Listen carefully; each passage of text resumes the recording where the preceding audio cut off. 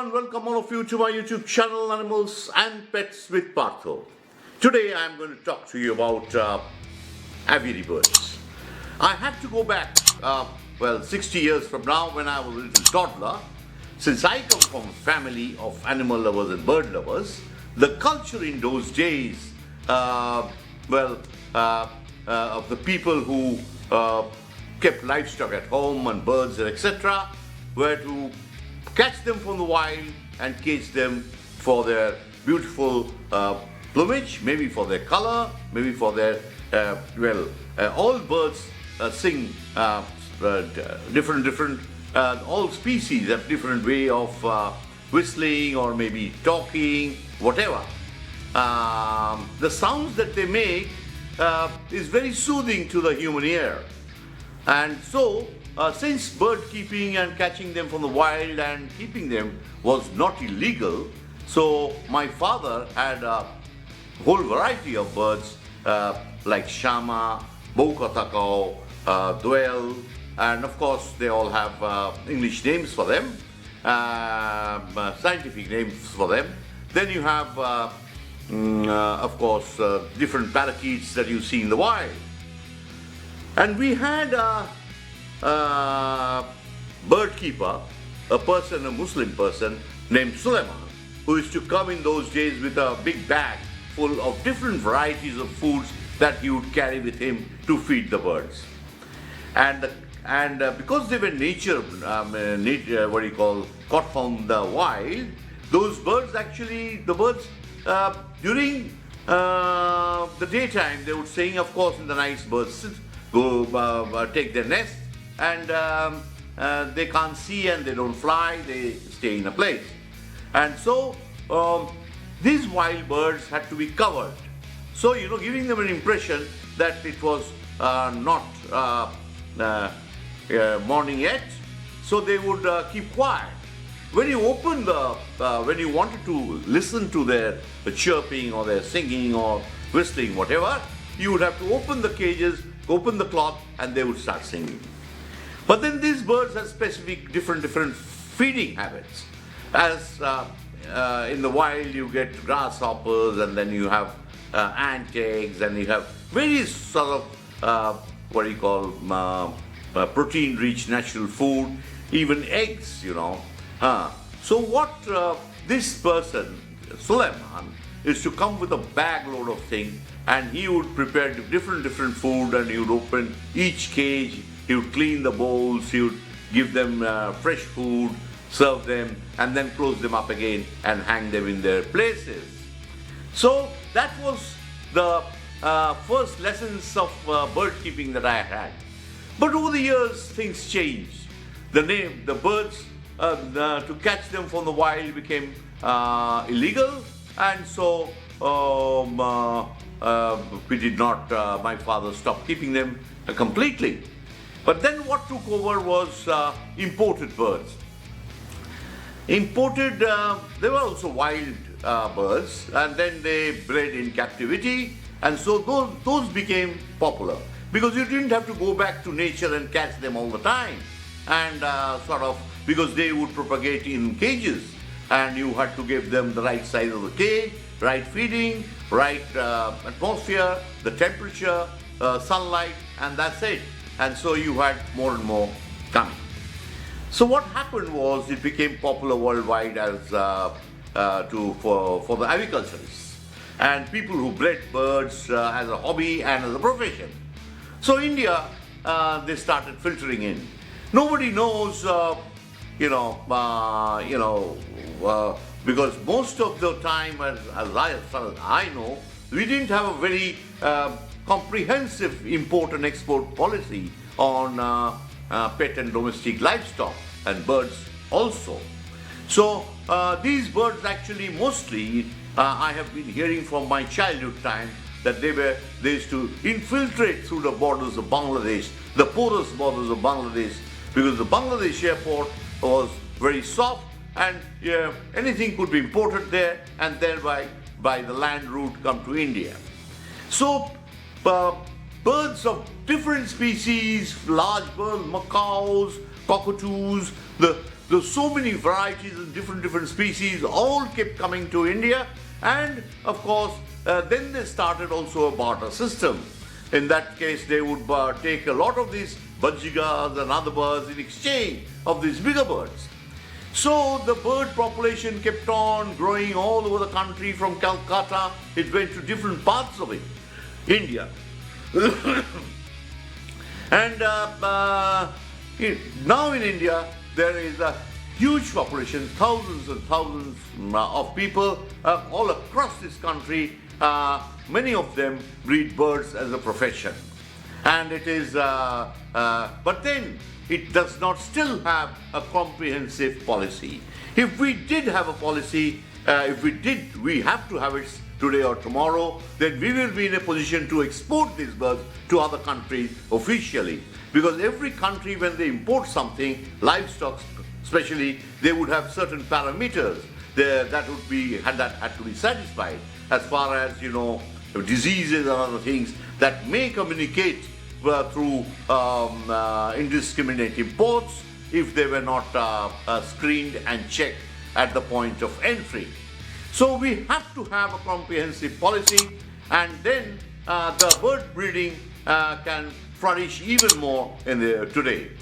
But see, India has a huge domestic market.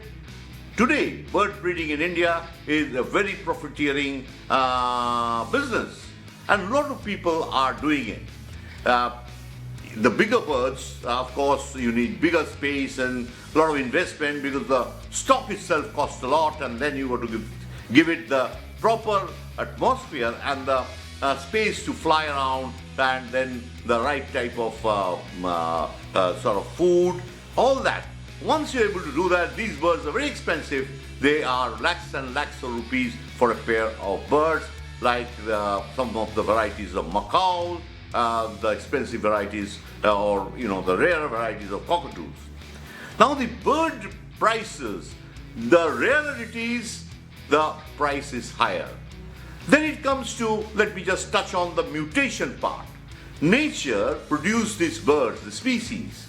Now what humans have done, through genetic engineering, they have done a lot of mutation. The splash of colors have changed.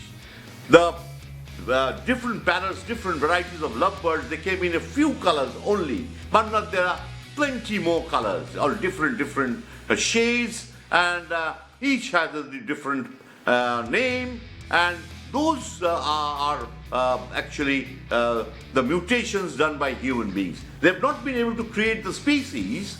The species, of course, is from the wild, but then what has happened in captivity, they have been able to create numerous more mutations.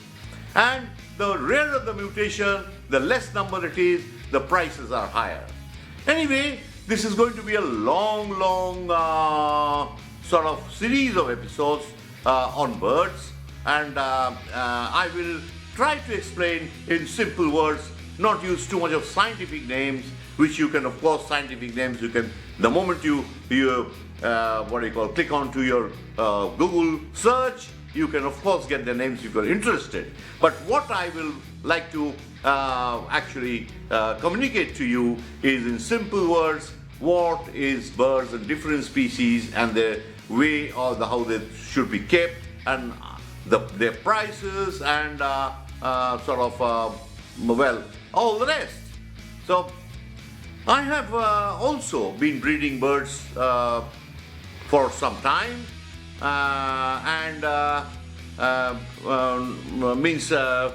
different species of birds have always attracted me, but I keep them. I only keep what is legal, and nothing of the native birds or what is listed in the CITES Convention in International Trade in Endangered Species. I do not touch these birds, and I would request that no one should actually buy birds that are not legally allowed in this country. There are plenty of options. You can reach out and you can buy birds and keep at home, which are exotic birds come from different countries, and they can be bred in captivity, and so you are most welcome to do them.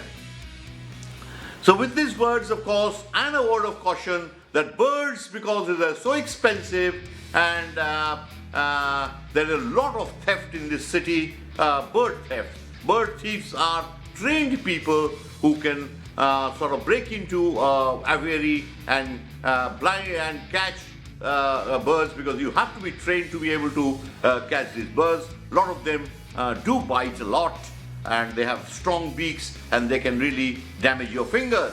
But then the people who are habituated to catching these birds will catch them easily and even blindfolded. So what happens is, over the last 2 decades or so, I have been hearing lots of these cases of bird thefts, especially just the other day somebody came and told me that he lost 50 pairs of lovebirds from his aviary, and even they were, you could see them on CCTV that the people were walking away with a bag full of bags which contain all these birds that they have caught. So this is one matter of concern, and there is an active bird thief gang in operation in Calcutta. I don't know about other places. It must be true there also. Therefore, bird lovers are very cautious. People who do it commercially, they do not like to expose to everybody what are the stocks they have, and usually they are kept, most of them have keep them under lock and key, and do them in their houses, and don't do them where it is exposed to means people could just not enter without breaking locks, or they have proper security for them. So with these words, I would like to end, and we'll get back to you again with, of course, on the bird thing. There are numerous varieties of birds that are bred in captivity by the aviculturist, and I have bred many. I will share, and I know most of these bird breeders, and I would share all the information that I have. And I promise I'll not hold back anything, and will tell you all the details of even hand rearing, how to do it, how to feed, hand feed babies and things like that. The brooders and incubators and things like that. All the complications of bird breeding I shall try to expose to you, so that that is my interest, to spread knowledge, to spread information. Thank you, and bye, and see you again. Please do subscribe. Please press on the bell button and share this among animal lovers. Thank you, and bye-bye.